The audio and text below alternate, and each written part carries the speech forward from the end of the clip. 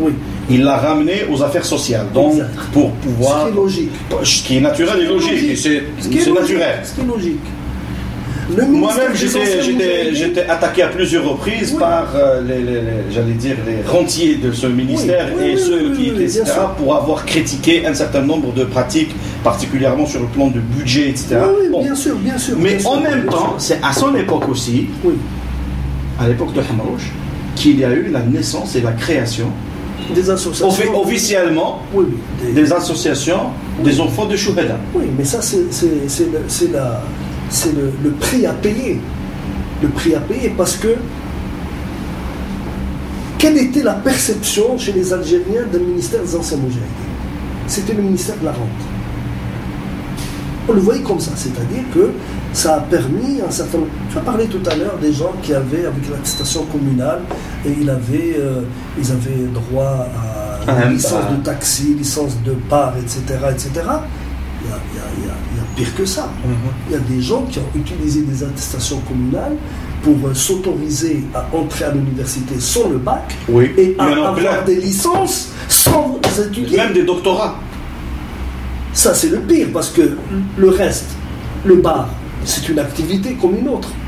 Mais tu ne peux pas avoir... Non, mais en termes symboliques, entre nous, pour l'Algérien.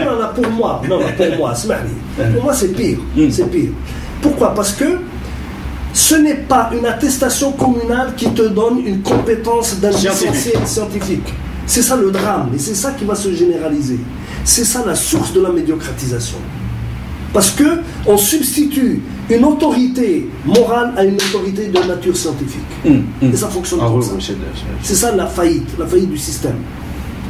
Un ami me raconte. Même en termes de promotion au sein de la police, au sein de l'armée, etc., on a toujours tenu compte de ça. Au sein de la magistrature, au sein de trucs, il y a des gens qui sont entrés dans des corps très spécialisés sur la base d'une formation qui n'a pas été assurée, mais parce que simplement ils ont eu accès par ce privilège, et qui se sont installés dans cette institution et qui traitaient les problèmes non plus sur la base de la discipline qui régit ces institutions, mais sur la base de marchandage. Très juste. C'est devenu... Ils se sont enrichis comme ça. Et c'est ça le drame. C'est comme ça que le système a été miné.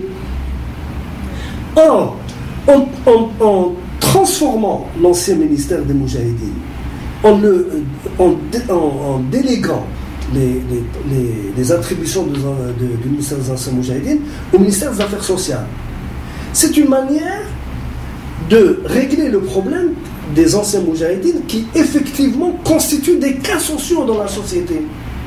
Pas de ces généraux qui sont devenus des multinationales de la viande et de je ne sais quoi.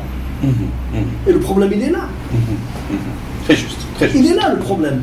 C'est un problème moral profond. C'est un problème moral profond. Et ça porte atteinte aussi bien à l'État qu'à l'imaginaire de la société, qu'à l'équilibre de la société. Bien parce sûr, que pour la société, c'est devenu une forme de stratification, etc. Absolument.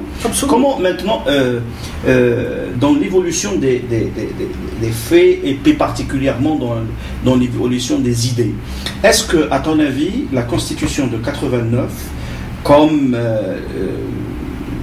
j'allais dire la naissance d'une nouvelle société plutôt ouverte, libérale, à qui on a permis la création d'associations, la création de partis politiques, une certaine opposition, la naissance d'un certain type de médias dits indépendants, privés, partisans, etc.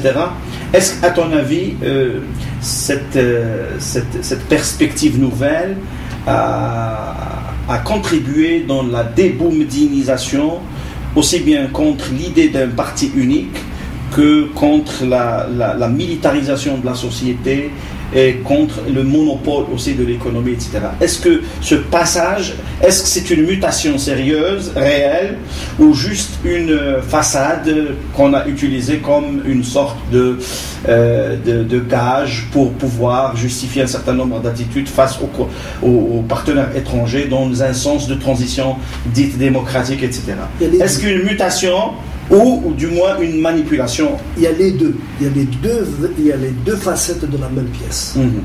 comme ce qui avait été dit auparavant, une image un peu pour en même temps fixer les idées sur ce qui avait été dit et faire le lien avec ce qui avait été dit avant. On peut, sans se tromper, en tout cas c'est ma lecture, on peut faire un lien presque d'adéquation entre la Constitution de 1989 et la déclaration du 1er novembre 1954. Parce que toutes les deux, elles sont des instruments de constitution et d'institution qui rassemblent dans la diversité. La déclaration du 1er novembre, le Front de libération nationale, c'est un front, c'est pas un parti, c'est pas le parti d'avant-garde à la méthode soviétique ou à la méthode du Ba'ath. C'est un front, c'est-à-dire vous venez, c'est vrai qu'il y a eu la précaution qui a été prise, vous entrez à titre individuel. Parce que je pense que les promoteurs du mouvement, on avait eu tellement marre des dissensions entre les différents mouvements politiques qu'ils voulaient accepter les gens avec leur sensibilité, mais qu'ils assument personnellement et ne pas reconstituer des lobbies à l'intérieur. En 89, c'est le prolongement logique de ce qui s'est passé en 54. Logique. C'est-à-dire qu'on va passer d'un projet... C'est-à-dire, ce que tu veux dire, si j'ai bien compris, ce qui s'est passé en 89, c'est ce qui aurait dû être fait en 62. Oui, absolument. Absolument. Si j'ai bien compris. Absolument, absolument. Ce qui aurait dû être fait. Le problème, c'est que 62, ça a été un coup d'État militaire de l'ANP qui prend le pouvoir. En 89, c'est la rue algérienne qui bouleverse toutes les données sans pour autant prémunir d'un certain nombre de manipulations dont nous avons parlé tout à l'heure. L'autre aspect qui me paraît être important, et tu as eu raison de parler des mouvements oppositionnels qui vont intégrer la scène politique algérienne à partir de 89. On leur donne la possibilité de s'inscrire dans la légalité. Enfin. Non, parce que le régime algérien, c'est un régime qui adore la clandestinité. Il n'aime pas travailler dans la clarté. C'est l'opacité. C'est l'opacité, il adore l'opacité, absolument. La clandestinité. Parce que les Algériens qui veulent créer des partis politiques, c'est pas possible. Ils veulent lancer des chaînes de télévision, c'est pas possible. Ils veulent des journaux, non. Ils veulent associations, non. Ça veut dire pousser la société à l'illégalité, pour pouvoir la gérer de manière répressive. C'est parfait. Exactement. Et à mon avis, il ne faudrait pas que la société algérienne donne, encore une fois, j'allais dire, l'opportunité au pouvoir, absolument, aussi bien de la pousser à la clandestinité, absolument, que justement la pousser à la violence pour pouvoir justifier la répression. Alors, il y a l'autre partie dont tu n'as pas parlé. Tu as parlé essentiellement, on a parlé du PAX, on a parlé du FFS, mais il y a le MDA. Oui. Le MDA, qui s'était constitué depuis la libération et l'élargissement. Mais on l'a développé la dernière fois. On l'a développé. Mais il va prétendre lui aussi à une insertion dans le tissu politique. Nouveau. Seulement, le problème, c'est que le MDA est une création ex nihilo des années 80. Ce n'est pas le FLN clandestin. Parce que le FLN clandestin, il a été mis fin à ses jours, j'allais dire, par une décision tout à fait volontaire et nette par Boumaza, je crois que c'est bon, non, c'est Harbi, le FLN clandestin.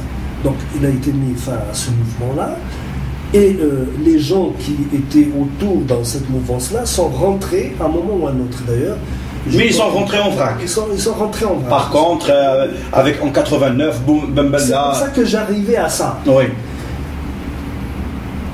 Il y a eu une sorte de théâtralisation de l'ouverture politique, à laquelle s'est prêté de manière assez volontaire et assez narcissique qu'il me permet cette incartade de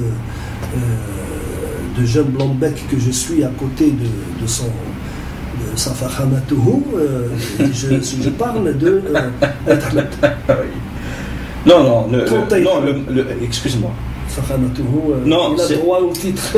Excuse-moi, le mot fakhamatuhu est un truc exclusif à qui? Afakhamatuhu. Non, s'il te plaît, droit d'auteur. Droit d'auteur. Fakhamatuhu mustalah. C'est un monopole. خاص Monopole. بسيد عبد العزيز بوتفليقه. Monopole. وهذا فخامته فيه ناس كثير عندهم حقوق المؤلف عليه. droit d'auteur. لجمال ولد عباس جون باس. Je retire. Donc. هو سي ايت حمد ادى الحسين الزعامه. الزعيم. زعامته. صح. زعامته. Mais de temps en temps, il y a un peu d'ironie, n'est-ce pas? Donc, non, mais c'est pas méchant. C'est pas méchant, ce n'est ni du persiflage, ni de la méchanceté.